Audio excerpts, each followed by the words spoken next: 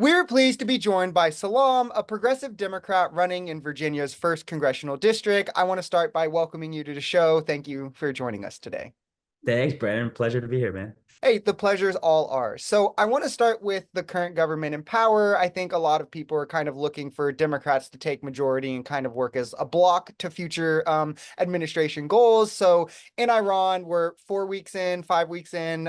We bombed a school on day one. There's over a dozen Americans dead. Obviously, the Pentagon's coming for billions of dollars, and Trump has done all of this without congressional approval. What are your thoughts just on how the operation's been carried out and the fact that Congress is letting him do it? Yeah, wars are no longer fun for no longer wars are no longer one for the many to win, but for the few to gain. And we've seen that since the Iraq and Afghanistan wars post 9/11, where Halliburton and so many other military industrial complexes gained hundreds of millions of dollars. And now we're seeing the same thing play out. There's no reason for us to be in Iran, but for Israel making us do it. So what we need to do is we need Congress to repeal the authorization for use of military force. The founding fathers gave the power to declare war to Congress for this very reason. And Republicans have used emotion since post 9/11 to put that power into the hands of the president. And as a result, now gas, at least in Virginia, is nearly $4 a gallon. Just a few months ago, literally, I was looking at a video from January where I saw in the background the gas was $2.74. And it's like, have your wages gone up that much in the past few weeks? Has any of your income increased while all of these other costs increase? Now, of course, we make the economic argument when innocent people are dying and being killed by our tax dollars. Everything sucks.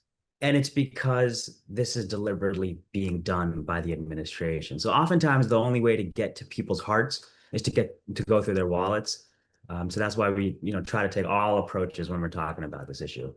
Yeah, and obviously the Pentagon, there's reports that they're preparing for weeks of ground operations now, possibly. There's Marines sailing towards Carg Island and others. What are your thoughts kind of on how Republicans, their point, their position is, he has 60 days to do this before even needing to come to authorization. Do you think Democrats should try to do some, whether it's like new legislation of like a War Powers Act to kind of fix to where presidents don't have this free reign? Yeah, they need to go all out. And Ro Khanna and Tom Massey tried doing just that, and it failed in the Senate. But don't stop. Keep doing it. Keep doing it, and keep sharing with the people what exactly is happening, because a lot of people are not in the loop. Just because, Brandon, you and I think about this all day, your viewers are talking about this all the time, but there's millions of people who are, rightfully they're busy in their lives and are not focused on this. And sometimes it's hard to like critically think about what's going on. Like somebody will see that their gas prices are increasing, but maybe they don't know why. So talking about it, continuing to talk about it, holding forums and town halls, like that's one of the things I loved about Bernie and AOC doing the Fight the Oligarchy tour, where it was going into deep red areas and literally bringing people together to let them know everything sucked because of the oligarchs. Similarly, we need Democrats to be going into the communities and letting them know everything sucks because of what Trump is doing. And the last kind of question I have on this administration is jumping over to ICE. We've seen ICE murder now 3 Americans. There's the kind of big holdup in Congress over funding for TSA agents, for CISA, these other agencies under DHS because of the whole ICE debacle. Where do you stand on ICE? Because even within the party, there's the kind of split of, well, we need to reform it and then we need to abolish it. So what's your position on it? So the big reform that needs to happen is with immigration. We need comprehensive immigration reform. We haven't had that in decades. The world has progressed in so many wonderful ways, and yet the immigration system in America has not. Like my ideal would be like a Domino's pizza tracker with the immigration department, so people know where their application is. I mean, I have friends, there's people out there who are in the immigration process for a decade, and it's just a holding pattern. And as a lawyer, my friends would always be like, why don't you do immigration law? Because I don't want to have the same client for a decade. It doesn't make sense. It's really unsustainable. So when it comes to ICE, replace it. We cannot continue with an organization that is trampling on due process. Now, due process is the thing that made America great. We cannot have an agency that is killing people without just justification, just killing people. Like that is not in the power of any agency. We cannot have an agency that is kidnapping children and detaining them.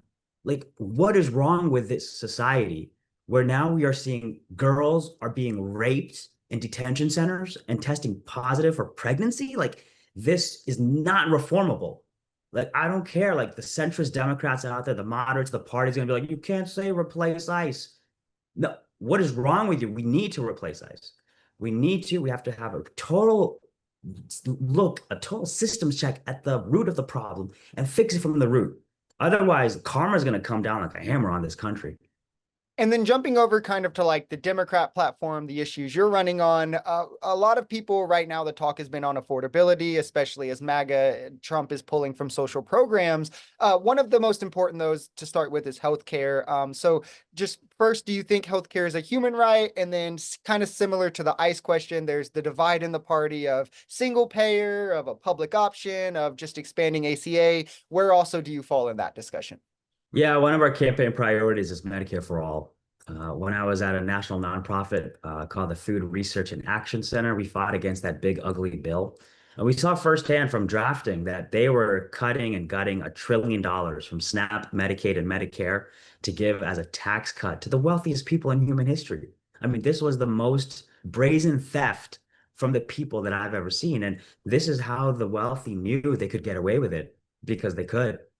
We saw the donor class get their interests fast tracked within 6 months of Trump getting inaugurated. Meanwhile, you and I, we can't even afford our health insurance.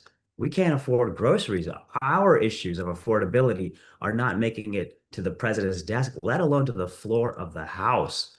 And that's why our campaign is also people powered. We are not funded by a single corporate PAC because we are not answerable to a publicly available company. We are answerable to the public itself. And Congress seems to have forgotten that. And another core group that I know all too well personally is being squeezed out of the economy is parents. It's becoming increasingly more costly to have children, from childcare to there's being no federal family leave to even public education. What are some of the policies or plans you would support to make this kind of alleviate the financial pressure that parents experience? Yeah, one of the things for especially parents who have children right now in public schools, one of our policies is universal school meals, something that we created a roadmap for here in Virginia, something we supported Representative Omar's office with when drafting the legislation for it. And now it's time to do it. We did have that during the COVID times. It's time to bring that back. Also in favor of affordable childcare. Right now, childcare costs like a mortgage for parents. And it's true for my wife and I. We have two boys, 4 and 6, and we're renters. And yet paying for rent, paying for childcare, it's a lot. So we want to do that. We want universal pre-K. And all of this is doable simply through our other priority in our campaign, which is taxing the billionaires. We saw a study by Rand show that for 50 years, the billionaires, the wealthiest folks in human history, have stolen on average $14,000 per working age adult every single year for 50 years. I mean, we're making more money than our parents and our grandparents, and yet we are still barely making it to the next paycheck. And then when you ask yourself, well, what would I have done with that extra $14,000? Well, that makes a lot more sense. And that kind of goes into what my next question was going to be on kind of like a wealth tax, taxing the rich. If not even just for sheerly funding these programs, could you speak to why it's important just almost on principle? Yeah, nobody should be a billionaire. There's no reason to be hoarding that much money. It's a mental illness to have that much money. And from what I've heard that, there's something that happens after when you're accumulating money or when you're controlling money, you pass some sort of like point of no return where you just have to like greed comes in and it just continues to fester and fester and fester. And that makes the 1% the only minority in the world that's destroying the world. It's not just something impacting America. We're seeing this impact the whole entire world. And we need to go back to the pre-Reagan tax rates for corporations, for the wealthy, so that we can also not only just fund these programs, but bring down that national debt as well. And I was excited to hear that obviously you're not taking corporate PAC money. I think campaign finance is a big issue for a lot of people, even not just like super PACs and APAC, but even like stock trading for Congress members. What is the campaign position if you want to kind of dive into those things? Yeah, it's the third priority of our campaign is campaign finance reform. We're not taking any APAC money. We want them registered as a foreign agent. We're not taking any corporate PAC money. We want to undo Citizens United. We also understand that with the current Supreme Court, that won't really be possible because corporations will bring suit, yada, yada, yada. So one of the ways going about it is uncapping the House. Now, Brandon, are you familiar with why we have 435 reps? Yeah, somewhat, but you could explain. I'm sure not everyone is.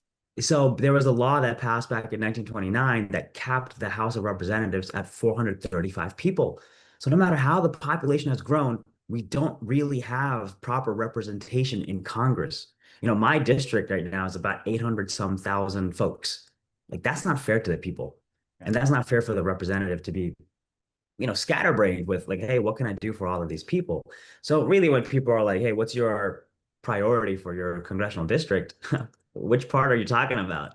Suburbia, new suburbia, rural, farmland, the Chesapeake Bay? Everybody's got specific interests, which can be, resolved through their state elected officials. And on a federal level, we're thinking bigger picture. So like, Medicare for all is something that would touch every single person in a positive way, except that one health insurance CEO who's going to have to find a new job.